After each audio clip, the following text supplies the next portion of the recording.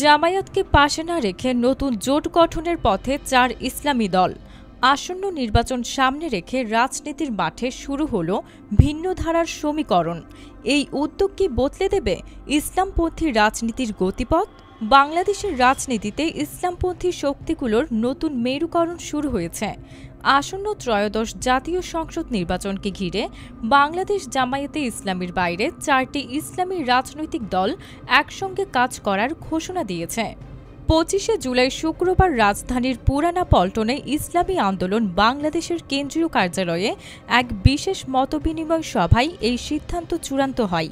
সভায় সভাপতিত্ব করেন ইসলামী আন্দোলনের আমির ও চরমোনাই পীর মুফতি সৈয়দ মোহাম্মদ রেজাউল করিম। অংশ নেন বাংলাদেশ খেলাফত মজলিস, নেজামে ইসলাম পার্টি এবং ইসলামী আন্দোলন বাংলাদেশের শীর্ষ নেতারা।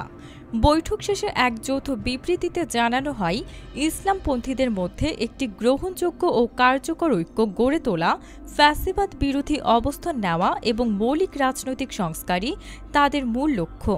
বক্তারা বলেন, ইসলামী আদর্শ ভিত্তিক রাজনীতি বর্তমানে সংকটময় সময়ে রয়েছে, আর সে কারণেই জামায়াত ছাড়া বিকল্প প্ল্যাটফর্ম গড়ার এই প্রয়াস।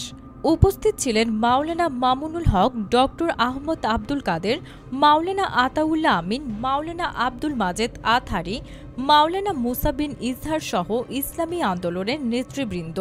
রাজনৈতিক বিশ্লেষকদের মতে এই নতুন জোট কতটা জনপ্রিয়তা পাবে কিংবা নির্বাচনে কী প্রভাব ফেলবে তা এখনই বলা কঠিন। তবে জামায়াতবিহীন এই জোট গঠনের পদক্ষেপ রাজনৈতিক অঙ্গনে বেশ আলোড়ন তুলেছে। নতুন এই ইসলামী জোট কি আদৌ ভোটের রাজনীতিতে শক্ত প্রতিদ্বন্দ্বী হয়ে উঠতে পারবে? আপনার মতামত জানাতে ভুলবেন না।